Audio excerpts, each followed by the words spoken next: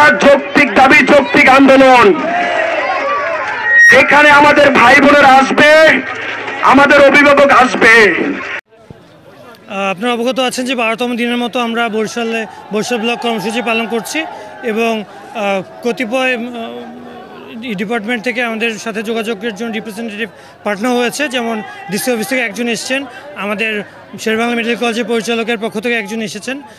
তো আপনারা হয়তো জানেন যে তারা জানিয়েছেন আমাদের সাথে মিটিংয়ে বসবেন কিছুদিন পরে, কিন্তু আমরা এই আন্দোলন এখন কোনো নির্দিষ্ট গুটি কয়েক ব্যক্তিদের নেই যাদের নিয়ে আমরা শুরু করেছিলাম।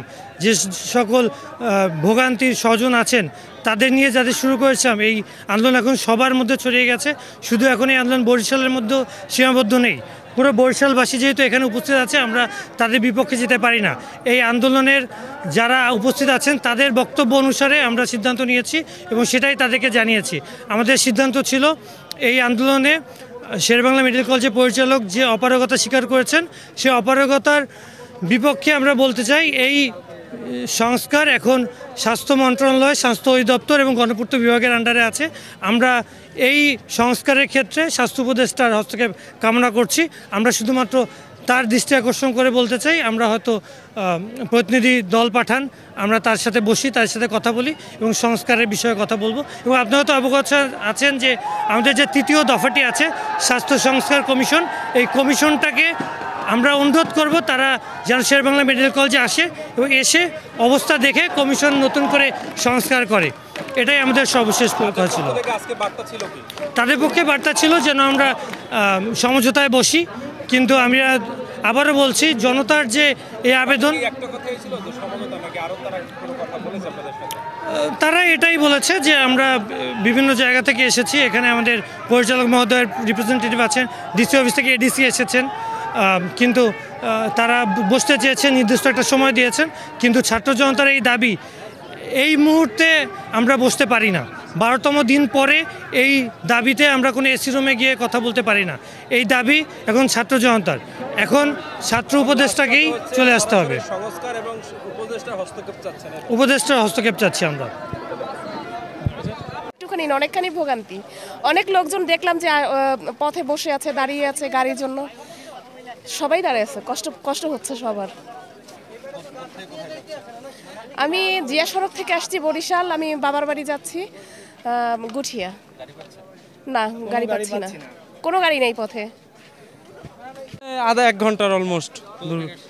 আমরা আসছিলাম আপনার এই থেকে, আপনার এই আমতলী থেকে। জি জি। এখন কিভাবে ঢাকা যাচ্ছে? এখন তো ভেঙে ভেঙে যাওয়া লাগতেছে।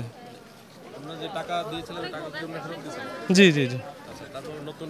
নতুন বাস সামনে ওই স্ট্যান্ডে একটা দেওয়া আছে, এই ভাঙ্গে ভেঙে যে বারবার যাওয়া লাগতেছে, এই জন্য এক্সট্রা অনেক খরচ হইতেছে।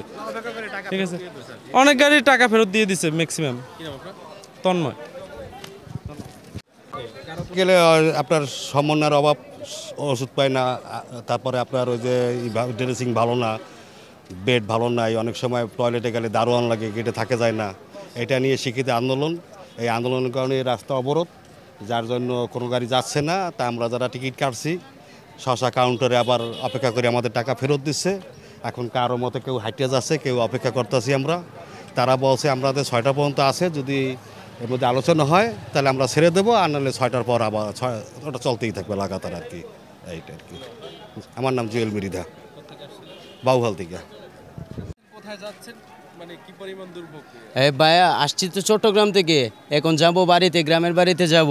এখন এই যে আন্দোলন করতেছি এই জায়গায়, জনগণকে এত কষ্ট দিয়ে আমরা গাড়ি পাচ্ছি না, কিচ্ছু পাচ্ছি না। রাস্তার মধ্যেখানে একবারে মনে করেন আপনার হাজার হাজার লোক মনে করেন এই জায়গায় করতেছে, এই গাড়ির ভোগান্তি করতেছে, গাড়ি নেই এই জায়গায়, আমরা কিভাবে যাব? আন্দোলনকে এইভাবে করে জনগণকে কষ্ট দিয়া,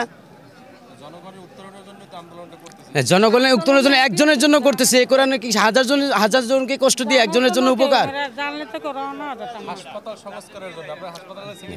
সেটার জন্য আমরা চাই যে হাসপাতাল সংস্কার হোক, সেটা চাই, কিন্তু এই কারণে তো রাস্তা ব্লক করে না, এটা পৃথিবীর কোনো আইনে নাই। কিভাবে তারা সংসদ করুক, তারা আইন শক্তিকে সাথে নিক। আমার নাম শেখ সেলিম।